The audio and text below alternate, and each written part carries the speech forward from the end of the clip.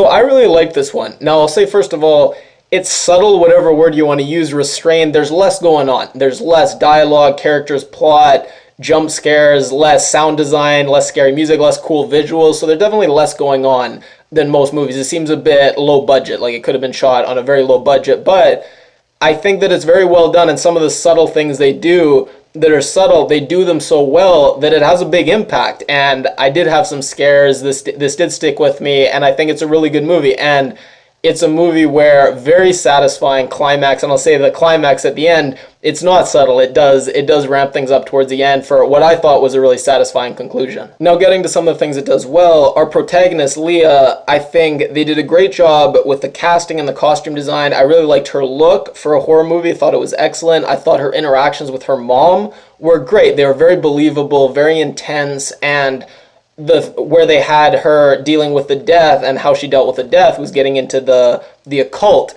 I thought that was interesting. Now, oftentimes when there's death, people get into mediums and spirits and the paranormal, but having someone actually get into the occult and something a bit darker, I thought that was interesting but believable. And her group of friends, she has this group of friends that are, I don't know if you could call them goth, but they're definitely into darker things. They talk about Satan and the devil. I thought they were good. They weren't over the top. They were believable, and that was another little touch that I liked a lot. So now I'm going to spoil the basic premise of the movie. So if you want to go in completely cold, stop watching. Now, what I loved was with the elements they introduced, the fighting with her mom, with the interest in the occult, you could kind of guess and see where it was going, and I thought that was I really liked how you could kind of see where it was going, but you weren't quite sure. And then when they actually have, so the premise is she has a fight with her mom, where her mom says really nasty things, and I liked how the things her mom said, they were so awful, it didn't ruin you rooting for the protagonist throughout. You could see why she would be driven to do a pretty awful thing, trying to summon this demon to attack her mom, but nonetheless, you could see where her mom just cut her so much with what she said. It was understandable. And I love the portrayal of her ritual to summon this demon. Now, it was very, like I say, low tech, low budget, but that for me made it feel more realistic. When she's tapping the tree with the rock, when she has the milk in the pail, she's cutting her wrist, she's whispering the rhymes, the name they picked for the demon, everything just made it feel like this was somewhat believable, that if someone actually believed that they were going to summon a demon or were reading out of one of these occult books, this is what they would go do. Now, it could have been much more elaborate in a darkened basement with candles and with all this religious imagery, but for me, just the very simple, very bare bones ritual, for me it just hit harder. And Pyewacket is the name of the demon, so that's where the movie gets its name. Now, one of my favorite parts is she goes to her friends, these goth friends, and she says what she did.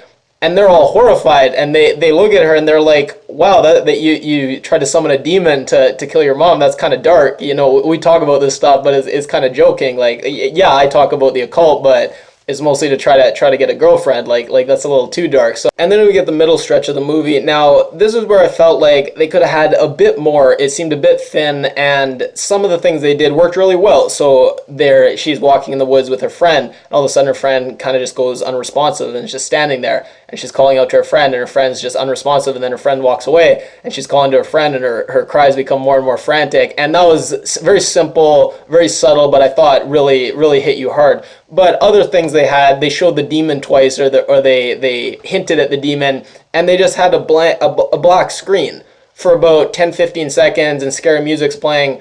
And then they did that again, where there's kind of a black screen and the scary music was playing, and that just felt a bit underwhelming to me.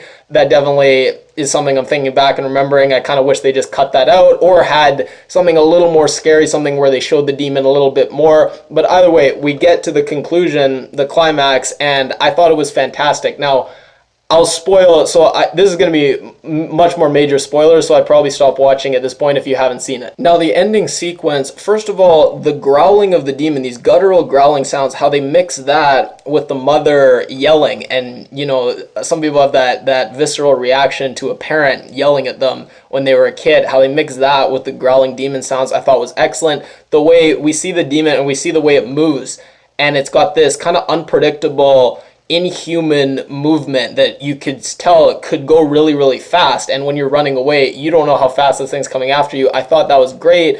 And then the little foreshadowing, the line we get where the demon takes many forms, you can't trust your perception, not all is what it seems. It's this great little foreshadowing line, and then immediately when we hear the mother crying out, we think, is that the demon? Is the demon pretending to be the mother? And then the twist, the big reveal where, so it was very interesting. So the demon, it made her think that her mother was dead lying in the woods, and then it also appeared to her in this form, basically just drove her crazy to the point where she actually killed her own mother. And I just thought it was really interesting because she's the one who wanted her mother to get hurt, in some sense summoned this demon, and then also ended up killing her mother. So to what extent was it her fault? To what extent was it the demon's fault? You can make that argument. To what extent was it all in her head? Like how much of it was just in her own head, her own aggressive drive towards her mother, and how much of this was some kind of external, actually evil force that had nothing to do with her and was responsible. So